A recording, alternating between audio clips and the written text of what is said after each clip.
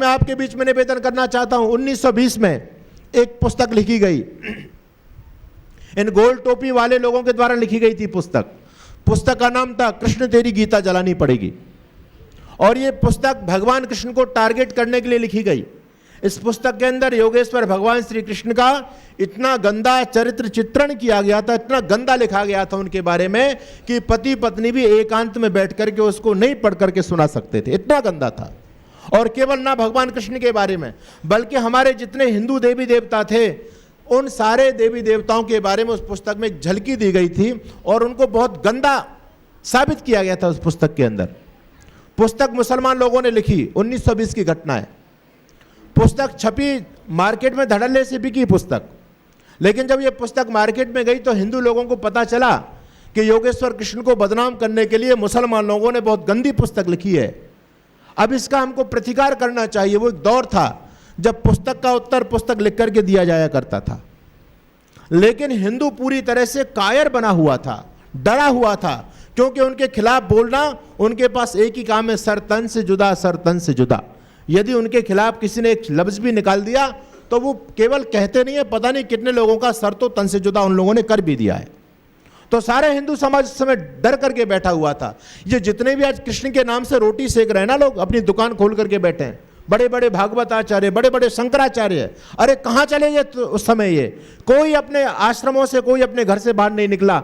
भगवान कृष्ण पर दुनिया थूक रही थी, तब उस समय आर्य समाज के दीवाने बाहर निकले। और आर्य समाज के बड़े यशस्वी लेखक थे जिनका नाम था पंडित चमुपति एम ए। वो आर्य समाज के विद्वान भी थे, संस्कृत के विद्वान भी थे और इस्लाम के जानकार भी थे। पंडित चमुपति एम ए ने पुस्तक लिखी, उस पुस्तक का नाम था रंगीला रसूल, कृष्ण तेरी गीता जलानी पड़ेगी। इस पुस्तक का उत्तर लिखा था रंगीला रसूल के अंदर। ये वही रंगीला रसूल है जिसकी एक बात अभी कुछ समय पहले नुपुर शर्मा ने बोल दी थी टीवी चैनल पर, और उसने एक जो बात बोली ना, इतनी जबरदस्त मैटर पंडित चमुपति एम ए ने उसमें दिया कि पूरी दुनिया में खलबली मच गई थी। पूरे 58 देशों ने मिलकर के सर तन से जुदा का फरमान कर दिया, और कितने हमारे कन्हैयालाल जैसे लोगों के तो सर तन से जुदा हो भी गए थे। ये नुपुर शर्मा ने जो कुछ भी बोला था, ये सब कुछ रंगीला रसूल से बोला था, सब कुछ उसमें लिखा हुआ है। आर्य समाज के अंदर वो दम है, वो शौर्य है, ये हिम्मत का काम आर्य समाज कर सकता है, कोई भागवताचार्य नहीं कर पाया। तब पंडित चमुपति एम ए ने उनके मोहम्मद की असलियत उस पुस्तक के अंदर उतार करके रख दी और भगवान कृष्ण के सम्मान को बचाने का काम किया। पुस्तक तो लिख दी गई, लेकिन उस पुस्तक को कोई छापने के लिए तैयार नहीं हुआ। और बता दूं मैं आपको स्थिति क्या थी हिंदू समाज की। ये बेबस हिंदू समाज इस गांधी के पास में पहुंचा था और गांधी से निवेदन किया था, गांधी जी, मुसलमान लोगों ने भगवान कृष्ण को कलंकित करने के लिए बहुत गंदी पुस्तक लिखी है, आपका सम्मान मुसलमान भी करते हैं, आप मुसलमान लोगों को धमकाइए, उस पुस्तक को वो लोग वापस करें, उस पुस्तक को जलाएं।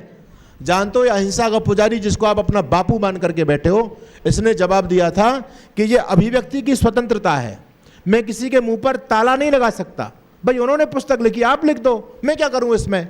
इस गांधी ने बिल्कुल पल्ला झाड़ दिया, और गांधी ने जब मना कर दिया तब विवश होकर के हिंदू समाज अपने घरों में बैठा था। तब जाकर के आर्य समाज के दीवाने पंडित चमुपति एम ए खड़े हुए, उन्होंने पुस्तक लिखी, लेकिन उस पुस्तक को छापने के लिए कोई तैयार नहीं हुआ।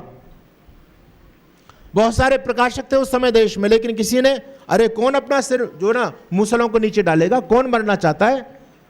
सभी सोचते थे पैसा तो कुछ नहीं मिलेगा, और मिल भी गया तो भैया सर तन से जुदा हो जाएगा। सारे प्रकाशकों ने हाथ पीछे खींच लिए, जो खूब रोज जय श्री कृष्णा बोलते थे, लेकिन कोई सामने नहीं आया।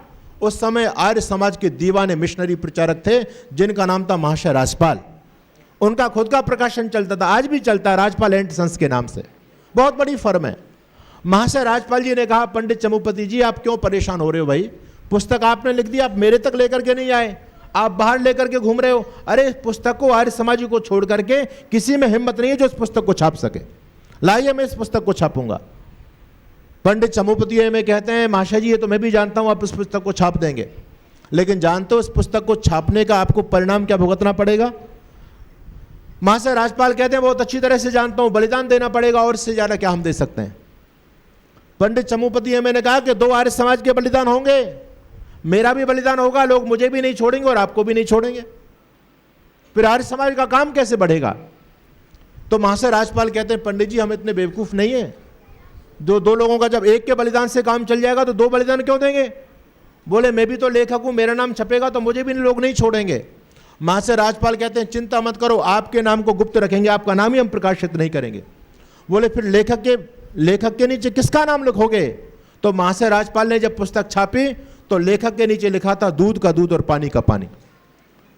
पंडित चमुपति एमए के नाम को छुपाया गया और पुस्तक छपी धड़ल्ले से। जैसे ही पुस्तक बिकी मार्केट के अंदर, ये पुस्तक इसी गांधी के हाथ में पहुंच गई। जो गांधी अहिंसा का पुजारी बनता है, जब हिंदू लोगों के बारे में पुस्तक लिखी थी तो गांधी मौन था, लेकिन जब हिंदू लोगों ने उत्तर दिया मुसलमानों को, तो जब वो पुस्तक गांधी के हाथों तक पहुंची तो गांधी के पेट में दर्द हुआ और गांधी ने दूसरे दिन यंग इंडिया के अंदर स्टेटमेंट दिया करके कहता है कि एक वर्ग विशेष को टारगेट करने के लिए एक व्यक्ति ने पुस्तक छापी है और उस पुस्तक के अंदर एक वर्ग विशेष की भावनाओं को आहत करने का काम किया गया है।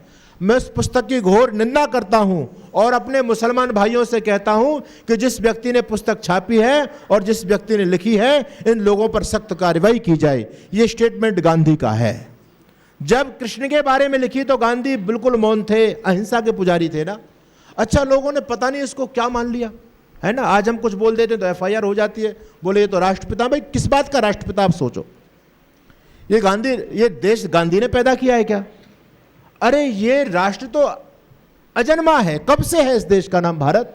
और राष्ट्र की कल्पना हमारे ऋषि महर्षियों ने आज से लाखों वर्ष पहले कर दी थी। भगवान राम, भगवान कृष्ण, गुरु गोविंद सिंह, महर्षि दयानंद, गौतम, कपिल, कणाद, ऋषिवर, पतंजलि, इतने बड़े बड़े महापुरुष हमारे बीच में हुए। हमने किसी को भी वो दर्जा नहीं दिया, वो सम्मान नहीं दिया जो गांधी को दिया। अच्छा, महर्षि दयानंद राष्ट्र का पुत्र अपने आप को मानते हैं। भगवान श्री राम राष्ट्र के पुत्र हैं, कृष्ण राष्ट्र के पुत्र हैं, वीर बंदा बैरागी, गुरु गोविंद सिंह, ये सभी राष्ट्र के पुत्र हैं। और इस गांधी को हमने राष्ट्र का बाप बना दिया। सोचने वाली बात है। मैं आज आपको यह बताना चाहता हूं कि गांधी बिल्कुल मौन था, लेकिन जब आर्य समाज ने मुंहतोड़ जवाब मुसलमानों को दिया तो गांधी के पेट में दर्द हुआ। इसने देश में दंगे भड़काने का काम किया, मुसलमानों को भड़काने का काम किया। मुसलमान लोगों ने पंडित चमुपति एमए पर मुकदमा दर्ज किया। पंडित चमुपति एमए को अरेस्ट किया गया। 3 साल तक लाहौर हाई कोर्ट के अंदर मुकदमा चला पंडित चमुपति एमए पर। आखिर पंडित चमुपति महाशय राजपाल जी ससम्मान बरी कर दिए गए। और जब महाशय राजपाल जब बरी होकर के आ गए तो इसी गांधी ने फिर दोबारा से स्टेटमेंट दिया। और ये गांधी कहता है यदि न्यायालय न्याय करने में सक्षम ना हो तो लोगों को न्याय व्यवस्था अपने हाथ में ले लेनी चाहिए। तो इस गांधी के जब स्टेटमेंट को सुन करके तो मुसलमान लोग बौखला गए, बोले देश के बापू का हाथ हमारे सिर पर रखा हुआ है, अब क्या चिंता की बात है।